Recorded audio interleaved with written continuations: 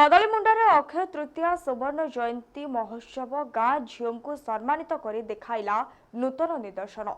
Sambalpur जुजमरा block कदलीमुंडारे Akshaya Tritiya सुवर्ण जयंती महोत्सव उद्यापित हो जाइछि। 2 दिन धरी पालित सुवर्ण जयंती महोत्सव एथर केवल गाँ नुहे बरं समाज पई देखाइछि नुआ निदर्शन। गाँर समस्त विवाहित झील सेमानक परिवार को एकाठी करी फूल चंदन नैवेद्य सहित साड़ी प्रदान करी एक जातीय चेतनार वार्ता प्रदान करा जायथिला।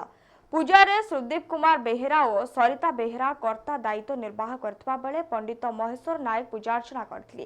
तेबे एही अवसर में सांस्कृतिकमय होई उठिथिला पूरा गाँ। गाँर चाषी ठारू आरंभ करी साधारण जनतांक मनरे फुटी उठिथिला हस।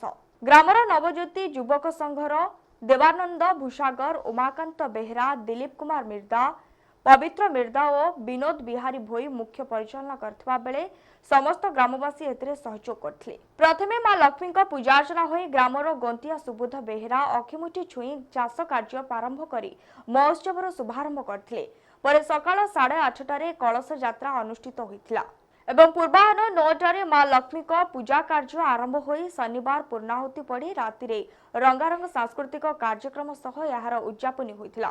प्रतिदिन महिला मानक नाम संकीर्तन, बैठकी, नृत्य प्रतियोगिता, संपद, भजन और आधुनिक कृष्ण गुरु परिवेषण कराई गाँव एक आध्यात्मिक परिवेश सृष्टि होइथिला।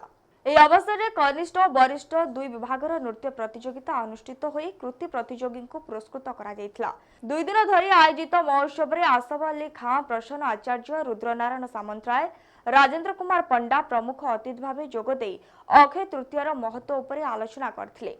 प्रतिटी कार्यक्रम में मां महालक्ष्मी कमिटी उपदेष्टा सुबोध कुमार बेहेरा अध्यक्षता करथिबा बेले देवानंद भूसागर और अक्षय कुमार बेहेरा कार्यक्रम संयोजना करथिले। प्रतिदिन ग्रामवासी उपस्थित भक्त श्रद्धालु को अन्न प्रसाद रे आप्यायित करा जायथिला।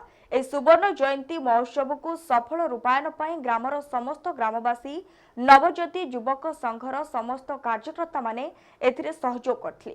संबलपुर सत्यप्रिय महापात्रक रिपोर्ट, नीलाद्रिश मीडिया लाइव।